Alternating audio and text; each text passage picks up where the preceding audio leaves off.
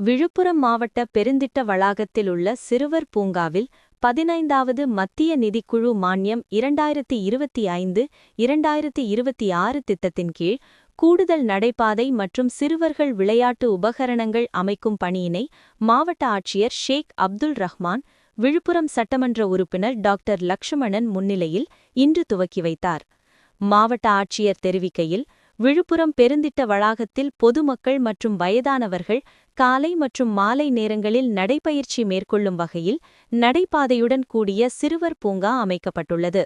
இந்த சிறுவர் பூங்காவில் நாள்தோறும் பொதுமக்கள் நடைபயிற்சி மேற்கொண்டும் சிறுவர்கள் சிறுவர் பூங்காவில் விளையாடியும் வருகின்றனர்.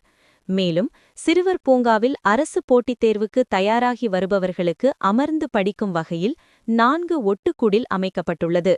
இளைஞர்களுக்கு விளையாட்டுப் போட்டியினை ஊக்குவிக்கும் வகையில் பயிற்சி பெறுவதற்கு இறகு பந்து மைதானம், கிரிக்கெட் பயிற்சி மைதானம், வாலிபால் மைதானம், மகளிருக்கு உடற்பயிற்சி கூடம் போன்றவைகளும் ஏற்படுத்தப்பட்டுள்ளது.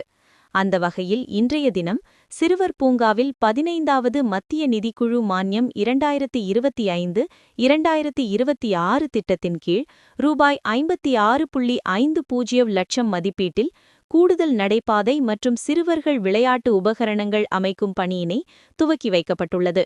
இதனால் சிறுவர் பூங்காவில் நாள்தோறும் கூடுதலாக பொதுமக்கள் நடைபயிற்சி மேற்கொள்வதற்கும் சிறுவர்கள் விளையாடவும் பயனுள்ளதாக அமையும் என மாவட்ட ஆட்சித் தலைவர் அவர்கள் தெரிவித்தார்.